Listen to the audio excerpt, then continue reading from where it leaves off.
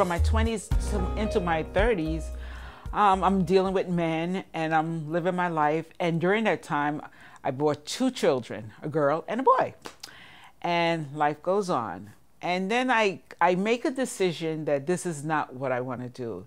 So I decided I'm going to seek out women. So I used to love this detergent, Amway. You probably heard of Amway, distributors, whatever. And I always liked their stuff. And I wanted some. And I wanted something that they didn't have to come to my house to deliver. I could get it at work, whatever. And I figured, I knew somebody in the phone company was selling it. So, I'm just at work and I'm doing what I do at work. And I mentioned to a coworker of mine that I wanted to buy some detergent. And she said to me, oh, my friend upstairs, Barbara, sells it out. I'll introduce you. And I said, okay, fine. And so when Carol takes me upstairs and she introduced us, I said, in my head, I said, oh, that's Barbara, okay. Another incident happened at work. Someone had tickets for a show and she couldn't use them. So she asked Barbara. Barbara said, sure, I'll use them. And they recommended that Barbara ask me to go with her. I said, oh, she did ask. And I said, oh, sure, okay. We started hanging out every Friday after work. Summer was coming. My son was going away to summer camp for the entire summer. In the interim, I had been looking for an apartment. And with that, Barbara invited me to move in with her. I did. And we went through some struggles with my son. But we worked through that. He eventually we decided living with his father would be the better deal. And we go on with our lives and we really have a good life. We have a good life, but of course there's issues. After 15 years, I started feeling a certain kind of way. We had a small business together and I didn't like the way it was being ran. Business has to be handled a certain way. And yes, no one can count your money better than you can count your own money. I agree with that. But to work 7 days a week, 12 hours every day, by 4 years, I couldn't. I said, Barbara, I can't do this anymore. I said, we have to get someone in here. So that was that came a big deal. And so a lack of communication. And one day I decided I can't do this. And I didn't want to rectify it there. I wanted to leave. So I chose to leave. And I did. And after I left, I realized I had made a big mistake. I said I should have stayed there. I should have been confrontational. I shoulda. I tried to reach out to Barbara. I reached out to her once. I reached out to her twice. I said, okay, 3 strikes, you're out. So I reached the 3rd time and I said, okay, I'm going on with my life. And I did. After the first year of cleansing, I called it, I said, I'm gonna go back out here. Because the personality she had, I never thought she would change. I just never thought she would change. July 4th, the phone rings, and I know it's her. And I said, I'm not answering. I'm going to go out and be by myself. And I did. And when I came back, I looked on my phone for the messages. There's a message from Barbara. I'm like, oh, shit. I immediately call. I called. I said, are you okay?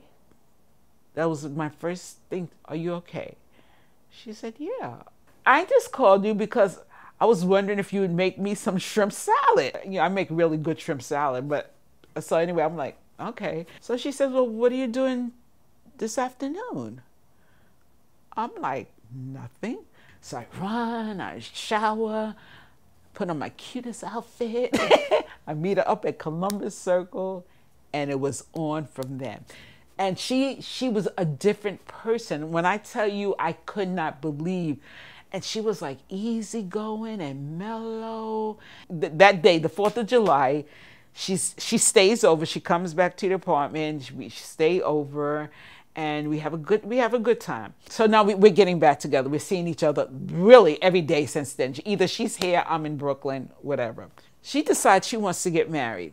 So I said, okay, I have nothing to lose. We get married And okay, we meet up again July 4th. We get married October, but she wanted to do it sooner. And I said, no, I need a date I can remember because I don't remember shit. So I said, I need to find a date that I can remember. It's going to be our anniversary. Like I said, I noticed the difference in her, and I noticed the difference in her physical, meaning that I noticed she didn't walk as much. I noticed it was wearing her as far as respiratory issues and all that. And she wouldn't go see a doctor. And her belief was, and I do to a degree, we all come in the world the same way. We all take a breath and we all leave the same way. We lose it. We don't take a breath anymore. We had gone to a club to see a show and she put her head down on the table. And I was like, Barbara, you all right? I said, let's leave. We can leave. No, I'll be all right. The show was on 42nd Street. You know, what's that, whatever, BB King's. It was right there. And so we just have to walk here, which is nothing. It literally, I swear, it took over 2 hours because she had to stop. So I'm like scared. I don't know what to do. And she said, I'm not if you call 911, I won't go, da-da-da-da-da. She went the whole spiel.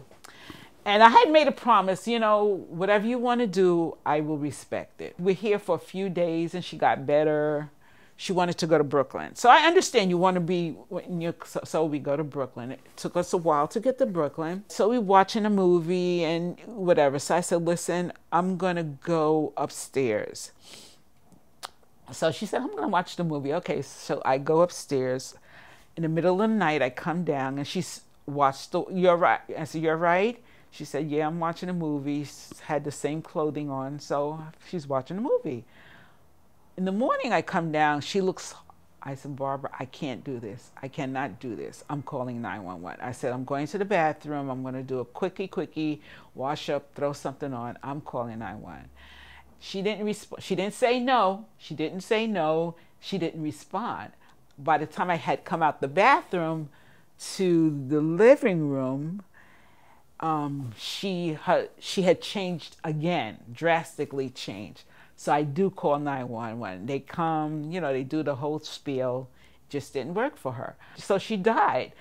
She died at the hospital. When they announced and they asked, do you want to see her? And I said, I didn't think I would. And I was surprised. I said, yes.